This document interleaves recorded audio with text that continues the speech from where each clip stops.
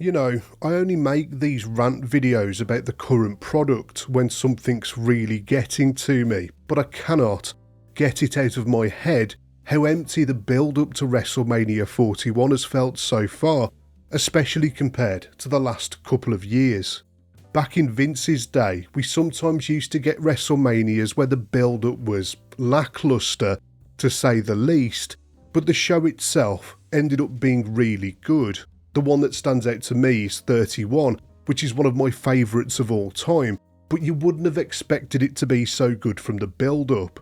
And that may be the case this year, because time is running out for this to get good. Triple H has had a really good run of booking over the last couple of years, but I think he's really lost his grip on things this WrestleMania. I mean, look at the Punk, Reigns and Rollins triple threat. I guarantee it will be at least a very good match. It will probably be excellent, but man, the build-up has been bad. What's the story going into this? It's not for a title, and it's not really about revenge. It's not really clear why these guys are wrestling at all. Punk wanted to main event WrestleMania, and that's fine. I'm a CM Punk fan, and I'm sure I'm going to enjoy this match. But it loses a lot without clear stakes or consequences. I mean, Seth Rollins is just there. He's been a third wheel in this feud from the moment that he showed up. And Reigns has looked totally disinterested for this entire thing. The one thing that could have made this feel like a real main event is the Punk, Heyman, Reigns dynamic. That should be the tension here. Punk and Reigns both being Paul Heyman guys, and Heyman himself being in the middle. To me, that's the obvious story to tell, but they haven't gone there. You had Heyman basically getting Punk into the main event as a favour to him, but that's not good enough storytelling, certainly not for WrestleMania. And this is going to be the night one main event, and that's because WWE's got no faith in this man, Jey Uso. Because apparently winning the Royal Rumble doesn't mean anything anymore.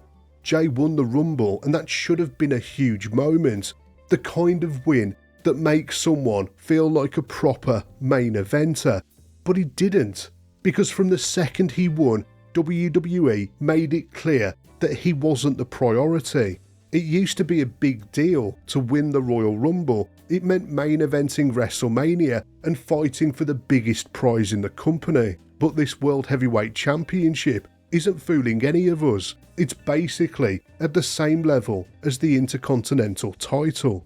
They might put it on the same page as the Universal title and the WWE Championship on the website, but we know it isn't the same. The build to his match with Gunther has been lifeless, and the worst part is the story peaked about a month ago, and since then it's been nothing but filler. And let's be honest, the only thing that's keeping Jey afloat right now is that crowd response. He is undeniably over, or at least his entrance is. But I'm sorry to say, when the bell rings, he's a terrible wrestler. But even bad wrestlers can get over as main eventers. We've seen it many times before, but they've completely wasted Jey's Royal Rumble win. The booking for both of the women's matches has also been really bad. Let's start with that likely triple threat match between Iyo Sky, Bianca Belair and Rhea Ripley. This was being floated as a possible night one main event a few months back, but now it barely feels like a top feud in the company. The build-up has been all over the place for this, and the momentum's been long dead, in my opinion. Remember how great Rhea was being booked last year? She was like an unstoppable force. But wow, what a difference a year makes. She's been looking incredibly weak, and her constant complaining isn't helping anything. And if we're talking about bad dialogue, Bianca's been given some of the worst dialogue in the history of the company. And to be honest, it looks like she's out of her depth. She's been in higher pressure situations and bigger storylines, so it can't be her, it has to be the writing. And Iyo Sky, the champion, has been pushed aside like she's not even meant to be there. I like Iyo a lot, but it would have been better for WrestleMania if Rhea had retained the title and they'd just gone with her versus Belair instead. As far as Triple H is concerned, I'm sure it's just another check in the box. Yes, I've booked the Raw Women's Championship and I can move on. Well, we're moving on to Charlotte versus Tiffany, and this one is an absolute disaster. Tiffany came into this with a lot of potential. She held her own against Becky and she showed that she could be a player, but since Charlotte's returned, it's all gone backwards. It seems like she's lost a lot of confidence and her promo delivery has completely fallen apart since they turned her babyface. You can tell that she's far more comfortable playing a heel, and then they had Charlotte absolutely burying her on the mic. It was full John Cena versus Austin Theory treatment from a few years ago.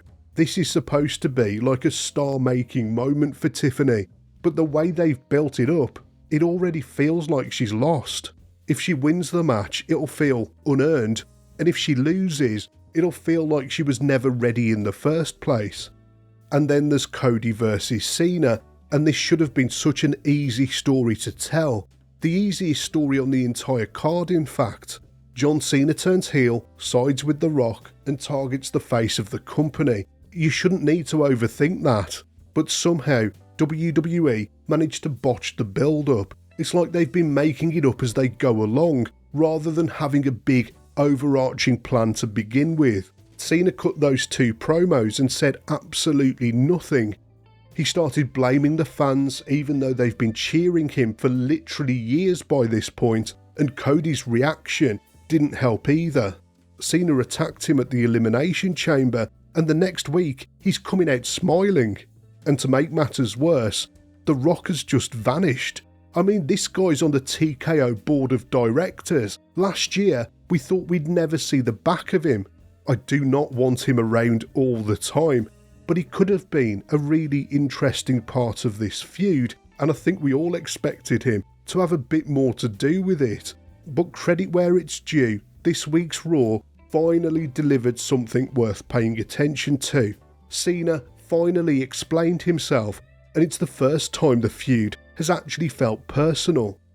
Let me be clear, the issue with this WrestleMania isn't the talent. Almost all of the matches will deliver at WrestleMania 41. I expect even Jey Uso will be dragged to a decent match with Gunther, but man, the writing has been so lackluster.